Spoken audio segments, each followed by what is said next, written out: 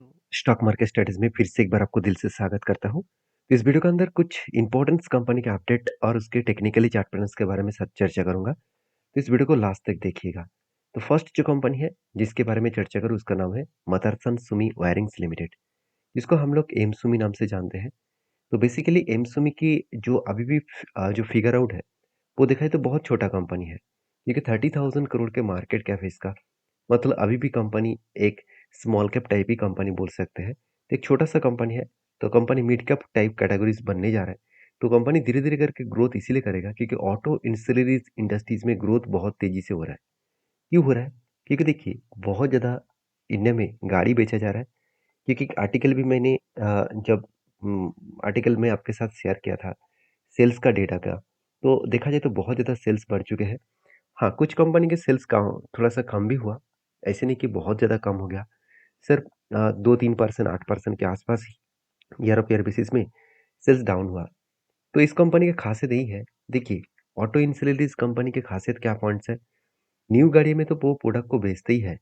बाकी जो पुराना गाड़ी है, मान के चलिए आपकी गाड़ी पुराना हो गया, उसको भी आपको ठीक करना है, तो उसके लिए भी जो ऑटो इंश्योरेंस का ज़रूरत होगा, मतलब स्पेयर पार्ट्स की ज़रूरत होगा, वो भी इस कंपनी आपको सप्लाई देंगे।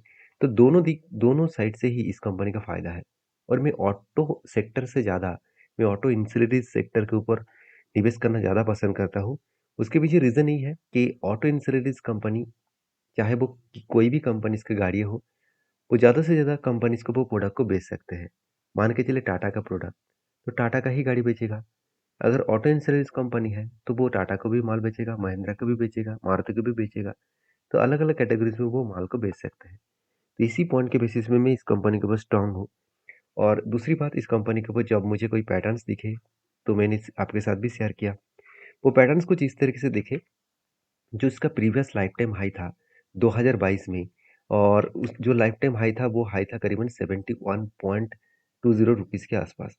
तो इस लाइफ टाइम हाई से देखा है तो फिर से कंपनी उसी हाई को टच किया। तो यहाँ पे उसके अकॉर्डिंग कंपनी ने एक कप क्रिएट किया, उसके बाद एक हैंडल बना, उसके बाद दूसरा हैंडल बना।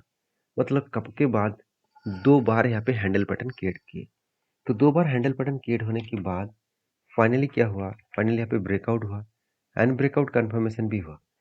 तो यहाँ पे ब्रेकआउट और ब्रेकआउट कन्फर्मेशन हो गया। उसके अकॉर्डिंग कंपनी इसके ऊपर एक प्रेशराइज़ बना और कंपनी नीचे भी आया, इस लेवल को टच किया। और देखिए कंपनी एक ही जगह पे बहुत दिनों से ट्रेड कर रहा है। मुझे देखिए 2 चीज़ों को यहाँ पे देखने को मिला। पहली बात, कंपनी 200 डेज़ मूविंग एवरेज को टच करने का कोशिश कर रहा है। दूसरी बात, इसका वॉल्यूम देखिए कि किस तरीके से लो होता चला जा रहा है। मतलब वॉल्यूम बहुत ज़्यादा वीक होता चला जा रहा है। इसका मतलब जो बायर जो यहाँ पे आकर बाई जो कर रहा था, उसके बाद जितने सारे सेलर प्रेशर था, वो सेलिंग तो कर रहे थे। तो सेलर उतना ज़्यादा प्रेशराइज़ नहीं था। मान के चलिए यहाँ पे मान के चलिए 1000 व्यक्ति बाई सेल किया है और यहाँ पे भी बाई सेल हुआ कि ये देखिए जितना बाई होगा पर डे उतना ही सेल होगा। तो यहाँ पे जो बायर सेलर था वो मान के चलिए 50 था। तो दोनों में अंतर देखिए, यहाँ पे 1000 बायर सेलर था और यहाँ पे 50 बायर सेलर है।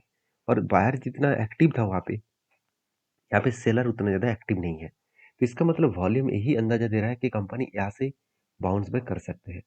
अगर बाउंस बैक करे तो कहाँ तक जा सकते हैं? तो अगर बाउंस बैक करे तो मैं इस कंपनी को 96.75 रुपीज़ तक होल्ड करूँगा। इस लेवल तक होल्ड करूँगा जिस लेवल से मुझे लगता है एक अच्छा खासा जर्नी यहाँ पे हो सकता है।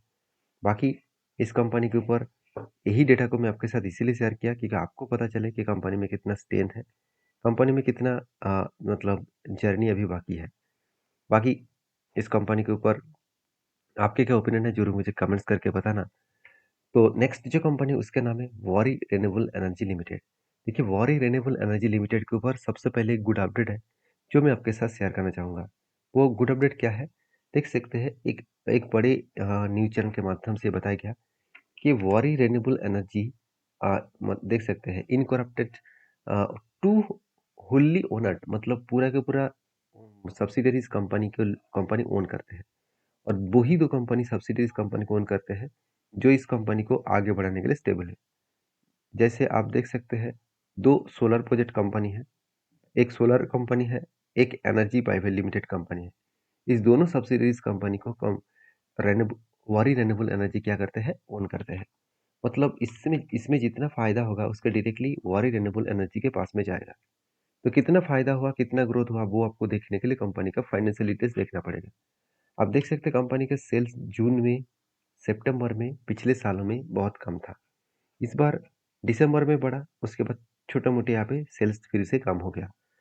मतलब सेल्स में जो वो वोलेटिलिटी है वो अभी भी कंटिन्यू है। उसी के अकॉर्डिंग कंपनी का प्रॉफिट के ग्रोथ के बारे में बात करूँ तो वो same to same figure out है। जितना सेल्स का ग्रोथ हुआ, उतना ही प्रॉफिट का ग्रोथ हुआ, परसेंटेज वाइज़। तो मुझे लगता है कि कंपनी के ऊपर अ, अभी भी प्रेशराइज़ है, तो वो प्रेशराइज़ कितना ज़्यादा है, उसको देखने के लिए आपको ईयर ऑफ ईयर बेसिस देखना होगा। देखिए, ईयर ऑफ ईयर बेसिस में आपको कोई भी डेटा ऐसे नहीं लगेगा कि हाँ, कंपनी में दम नहीं है। कंपनी देखिए 2020 में सिर्फ 7 करोड़ का रेवेन्यूज़ कमाए थे, वो आज बढ़ के हो चुके 880 करोड़। उसी तरीके से प्रॉफिट के बारे में बात करूँ तो -3 करोड़ के आसपास लॉसेस किया था और अभी वो प्रॉफिट होकर 148 करोड़ के आसपास प्रॉफिट हुआ। तो लास्ट 5 ईयर्स में किस तरीके से खुद को रिप्रेजेंट किया, किस तरीके से खुद को आगे बढ़ाया, आप देख सकते हैं। और यही डेटा एक क्लियर कट अंदाजा दे रहा है कि कंपनी में आगे बढ़ने के लिए बहुत ज़्यादा पोटेंशियल हो सकते हैं। और मुझे लगता है जो सिचुएशन है, उस सिचुएशन के अकॉर्डिंग जो टेक्निकली चार्ट पैटर्न्स बना है, वो थोड़ा-सा रिस्की ज़ोन में है। रिस्की ज़ोन में इसीलिए बोल रहा हूँ क्योंकि ध्यान से देखना, कंपनी के जो लाइफ टाइम हाई किए थे करीबन ₹3040 के आसपास और कंपनी जिस तरीके से कोविड के बाद परफॉर्मेंस किया, हर कोई चौंक गया, हर कोई इस कंपनी के मतलब ऊपर निवेश करना स्टार्ट कर दिया। हर कोई मतलब ज़्यादा से ज़्यादा रिटेल पब्लिक क्योंकि 12,600% के आसपास रिटर्न दिया और वो भी कोविड के टाइम से। तो सोचिए कितना बड़ा धमाका किया और अभी फ़िलहाल के लिए क्या सिचुएशन है? आगे सिचुएशन को देखूँ, तो देखिए कंपनी में बहुत ज़्यादा upper circuit and lower circuit लेकर कंपनी काम करते हैं। इसका मतलब कंपनी में बहुत ज़्यादा वोलेटिलिटी है और जिस अपर सर्किट लोअर सर्किट में अगर काम होता है तो उसमें थोड़ा-सा रिस्की ज़ोन यही बन जाता है कि कंपनी के ऊपर जब भी आप बाय सेल करने के लिए गए, तो वहाँ पे बाय सेल होगा नहीं। क्यों? क्योंकि अपर सर्किट लोअर सर्किट के कारण। तो देखिए कंपनी जब लगातार गिर रहे थे तो मैंने आपको 2 सपोर्ट लेवल को बताया। पहले सपोर्ट लेवल था कुछ इस तरीके से 16,073 के आसपास और सेकंड सपोर्ट लेवल है कुछ 1414 रुपीज़ के आसपास।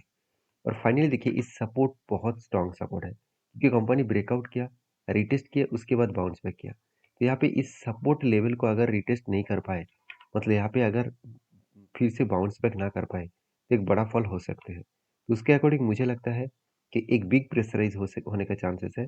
अगर बिग प्रेशराइज़ हो, तो और भी गिर सकता है। अगर और भी गिरे तो कहाँ तक आ सकते हैं? 2 और बड़े लेवल आपको देखने को मिलेगा। पहला लेवल है 1027 के आसपास और दूसरा लेवल है 756 लेवल के आसपास। तो करंट लेवल से अगर जो लेवल डाउन साइड में एज ए सपोर्ट के हिसाब से मिला, वहाँ तक गिरे तो 50% के आसपास क्रैश हो सकते हैं। तो इसीलिए मैं बार-बार बोलता हूँ, इस तरीके से कंपनी के ऊपर काम करने से पहले एक बार आप डीपली रिसर्च करके काम करिए क्योंकि बहुत ज़्यादा वोलेटिलिटी है इस तरीके से कंपनी के ऊपर। तो नेक्स्ट जो कंपनी है उसके बारे में चर्चा करूँ उसका नाम है टाटा टेक्नोलॉजीज़ लिमिटेड। अगर वीडियो में जानकारी अच्छा मिला होगा तो प्लीज़ एक लाइक ज़रूर कर दीजिएगा और दोस्तों के साथ भी शेयर करिएगा। तो देखिए टाटा टेक्नोलॉजीज़ लिमिटेड के ऊपर सबसे पहले मैं चार्ट के ऊपर जाऊँगा, क्योंकि मैं पहले भी डिस्कशन कर चुका हूँ कि कंपनी फाइनली वो रेजिस्टेंस लेवल को ब्रेक किया है। तो अभी कंपनी धमाका कर सकते हैं। देखिए, खुद ही देख लीजिए, जब यहाँ पे हाई वॉल्यूम के साथ ब्रेकआउट हुआ था, तभी मैंने आपको देखिए यहाँ पे कंटिन्यूअसली हाई वॉल्यूम हो रहा है। यहाँ तक तो फर्स्ट जब लिस्टिंग हुआ तब वॉल्यूम था, उसके बाद इतने दिनों से कोई वॉल्यूम ही नहीं था। एटलीस्ट करीबन-करीबन 8 से 9 मंथ में कोई वॉल्यूम ही नहीं था। तो इस वॉल्यूम ना होने के मतलब क्या है कि जो छोटा-छोटा करके क्वांटिटी क्या किया जा रहा है, सेलिंग किया जा रहा है और धीरे-धीरे करके माल उठाया जा रहा है। तो फाइनली जब भी इस नीचे लेवल में आया और यहाँ पे कुछ टाइम होल्ड किया, तब मैंने आपको बताया कि यहाँ से बाउंस बैक कर सकते हैं, अगर वो इस रेजिस्टेंस को ब्रेक करे तो। तो फाइनली वो रेजिस्टेंस को ब्रेक किया और देखिए किस तरीके से बाउंस बैक कर रहा है। तो देखिए बाउंस बैक करने के बाद मुझे चाहिए कुछ इस तरीके से रेंज 1168 के रेंज। क्यों? क्योंकि देखिए अगर 1168 रेंज तक गए तो कंपनी ओवरऑल यहाँ पे एक पैटर्न ज़रूर क्रिएट करेगा। जो पैटर्न बनेगा कब? उसके बाद एक छोटा-सा हैंडल बने, तो मैं ज़रूर यहाँ पे ट्रेड लेने वाला हूँ। तो देखिए मेरे कहने पे तो कोई बाय सेल नहीं मतलब मेरे कहने पे तो कोई ट्रेड बनेगा नहीं। तो अगर मैं यहाँ पे भी एक ट्रेड को ढूँढूँ, तो यहाँ पे एक कंटिन्यूअसली बाइंग का कैंडल मिले। मगर बाइंग का कैंडल कितना मिला? 11%, इसलिए मैंने ट्रेड नहीं लिया क्योंकि मुझे चाहिए 22%। तो बेसिकली मैं इंतज़ार करूँगा इस लेवल तक क्योंकि मुझे लगता है जिस तरीके से ब्रेकआउट हुआ और जिस तरीके से वॉल्यूम के साथ ब्रेकआउट हो रहा है, वो ईज़िली इस 1166 लेवल का जा सकते हैं। तो बाकी ये था कुछ कंपनीज़ का अपडेट। वीडियो में अगर जानकारी अच्छा मिले तो प्लीज़ लाइक करना, चैनल को सब्सक्राइब भी करना। और लास्ट जो कंपनी उसका नाम है इंडो, आप देख सकते हैं कोटस्पिन लिमिटेड। तो जो एक छोटा-सा कंपनी है, सेक्टर वाइज़ बात करूँ तो कंपनी एक टेक्सटाइल इंडस्ट्री से बिलॉन्ग करते हैं। और कंपनी के अपडेट के बारे में बात करूँ तो कंपनी एक बोनस देने वाले है। कंपनी 10 तारीख को, मतलब कल के दिन ही कंपनी हर 10 के बदले कंपनी 7 शेयर देने जा रहा है। तो जो लोग बोनस पाना चाहते हैं, एक बार डीपली रिसर्च करें, उसके बाद काम करें। इस वीडियो टोटली एजुकेशन पर्पस में था। मेरे पॉइंट ऑफ व्यू से सारी चीज़ आपके साथ शेयर किया हूँ। कोई भी कंपनी इसके ऊपर काम करना है तो प्लीज़ एक बार रिसर्च करिए, उसके बाद काम करिए। मिलते हैं नेक्स्ट वीडियो में, तब तक के लिए धन्यवाद।